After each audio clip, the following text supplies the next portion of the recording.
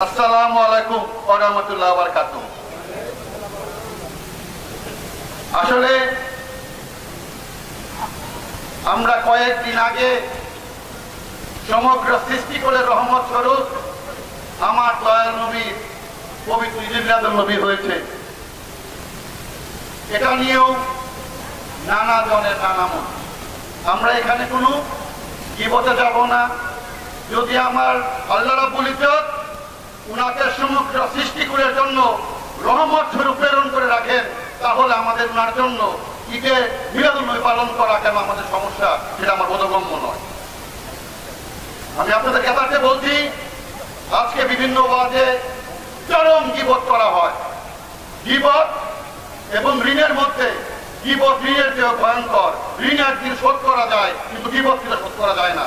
এখন বর্তমান যুগে ওয়াজগুলোর মধ্যে শুধুমাত্র গীবত গীবত গীবত। এটা থেকে আপনারা সাবধান থাকবেন। আপনাকে কেউ বলবে, খারাপ বলবে, আপনাকে সেটা না। আমরা গীবত করব না। আর আমাদের যখন নবী করিম সাল্লাল্লাহু আলাইহি ওয়াসাল্লাম উনি পৃথিবী থেকে পর্দা করেছেন, উনি দুটো বুখারী শরীফের ৫ম খণ্ডে দুটা মেসেজ দিয়ে গিয়েছিলেন। আমার আল্লাহর যে হুকুম যে মানবে না সে হবে কাফের, এবং রাসূলের পাক সাল্লাল্লাহু আলাইহি ওয়াসাল্লামের কথা শুনবে না সে হবে পথভ্রষ্ট। উনি কি বলেছিলেন? আমি তোমাদের মধ্যে দুটি উত্তম এবং ভারী বস্তু রেখে যাচ্ছি, এক আল্লাহর কোরআন, দুই আমার কিতাব আহলে বায়াত। তারা এখন জানি সুন্নাহ সুন্নাহ বলে তারা ভেড়া তুলে ফেলে। আপনারা দেখেন বুখারী শরীফের ৫ম খণ্ডে কি বলেছে, কিতাব মানে আহলে বায়াত। সঙ্গে সঙ্গে সাহাবীরা জিজ্ঞাসা করেছিলেন, ইয়া রাসূলুল্লাহ আহলে বায়াত কারা? কালা রাসূলুল্লাহ সাল্লাল্লাহু আলাইহি ওয়াসাল্লাম ইয়ানে আলী ফাতেমা হাসান তারা আমার আহলে বায়াত। তাহলে আমার নবী যে আদেশ করে গেছেন সেটা কি আমরা মানবো কি মানবো না, নাকি বাতিলের কথা শুনবো আমরা? কারণ আমার নবী পর্দা করার পর উনি বেলায়েতের যুগে উনি কার হাত ধরে বলে গিয়েছিলেন, মান কুনতুহু মাওলা ফাযালিউল মাওলা। শেরে খোদা মাওলা আলী সম্পর্কে বলে গিয়েছিলেন, উনি বেলায়েতের দান করে গিয়েছিলেন, এবং কিয়ামত পর্যন্ত সেটা ফলো করতে হবে। আজ ওলি আল্লাহদের সম্পর্কে কথাবার্তা বলা হয়।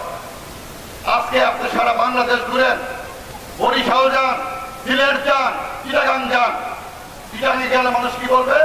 হযরত আমানত শাহ মাদ্রাসার জিয়ারত করে আসি, কারণ তারা ইসলাম প্রচার করছে।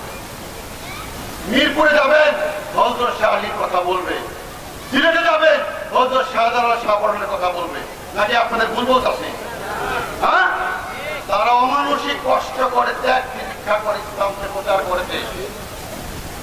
দুঃখের সাথে বলতে হয়, আমাদের পাক ভারত উপমহাদেশে যে মানুষটি ৯৬ লক্ষ লোককে ইসলাম ধর্মে দীক্ষিত করেছে, তাকে নিয়ে আসছে বড় বড় বক্তারা ব্যঙ্গাত্মক কথা বলে। আকায়ে রাসূল সুলতানুল গরিবে নওয়াজ হযরত খাজা মঈনুদ্দিন চিশতি রাহমাতুল্লাহি,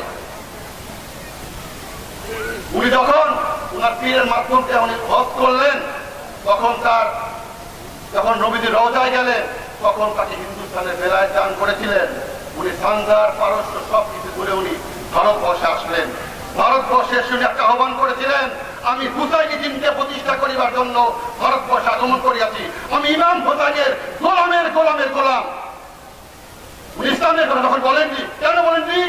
যারা ইমাম হোসেনকে ৬১ কারবালা মহল্লায় যারা শহীদ বরণ করেছিল, যারা তাকে নির্মম ভাবে শাহাদাত বরণ করেছিল, সে পক্ষেও কিন্তু অনেক প্রভাব ছেলে কোরআনটা ছিল। ইমাম হোসেন আহ্বান করেছিল, আমাকে সাহায্য করার মতো কেউ নেই, তোমাদের মধ্যে কি একজন মুসলমান নেই? এদিকে তাবুত আহ্বান করেছিল।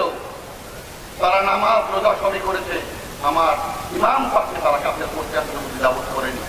তাদের আজ মহরম দেখলে অ্যালার্জি হয়, তাদের দেখলে আহলে বায়াতের অ্যালার্জি হয়, তাদের দেখলে কলিকাতার লোকের অ্যালার্জি হয়। কারণ এটা সেই ৬১ হিজরিতে ছিল, এখনো আপনি ভবিষ্যতেও থাকবে। হক এবং বাতিলের যে প্রভেদ, এটা আপনারা বুঝবেন। এখন সময় খুবই কম, আমাকে বলা হয়েছে সংক্ষিপ্ত আকারে কথা বলার জন্য। আপনাদের উদ্দেশ্যে একটাই করে গেলাম যে আমার আল্লাহ প্রেরিত পুরুষ নবী সাল্লাল্লাহু আলাইহি ওয়াসাল্লাম এবং তাদের পয়গাম নিয়ে কিন্তু সব ওলি আল্লাহর আসছেন, তাদের মাধ্যমে ইসলাম আসছেন। জানেন এখানে আপনারা আমি যত বলে মুক্তি আলাইকি আলা হই সেগুলো নয়। কারণ আমাদের যারা বড় বড় ওলি আল্লাহ, তাদের নামের আগে দেখেন তারা হজও করছে, নামাজও করছে, সবই করছে। আচ্ছা, বড় পিসাব খাজা বাবা, এদের কি হজ নিয়ে সন্দেহ আছে? তাদের নামের আগে বোধ হয় বিরাট 8,000 হাতি লাগাইছে মনে হয়। আমরা দেখতে পাবেন আপনারা কেউ তাদের নামের আগে 8,000 হাতি আছে। হ্যাঁ, আমরা 50 টাকা ডিগ্রি দিয়ে দেয় এখন, যেখানে আমার প্রচলিত লাগান নাই, বড় পিসাব লাগান নাই, খাজা বাবা লাগান নাই, বড় লাগান নাই, এরা কি হজ করেননি? আমার দাদা হতে একটা কথা বলেছিলেন, যার অন্তর অহংকার পরিমায় ভরা সে হচ্ছে সকল সাধারণের সাহেব। আল্লাহ পাক আমাদের সেই শয়তানের ভঙ্গ থেকে দূর রাখুক এবং আমরা নবীর আহলে বায়াতের যে পয়গাম রয়েছে কিয়ামত পর্যন্ত, মৃত্যুর আগ পর্যন্ত আমরা তাদেরকে যেন অন্তরে ধারণ এবং বহন করে সেই কিয়ামতের ময়দানে হাজির হতে পারি। আল্লাহ পাক সে তৌফিক দান করুক। আমি আবারও বলছি, আজকের এই অনুষ্ঠানের তার আয়োজক এবং যেসব ভক্তবৃন্দরা এসেছেন তাদেরকে আন্তরিক অভিনন্দন ও মোবারকবাদ জানিয়ে আমি আমার বক্তব্য এখানে শেষ করছি। আসসালামু আলাইকুম ওয়া রাহমাতুল্লাহি ওয়া বারাকাতুহু।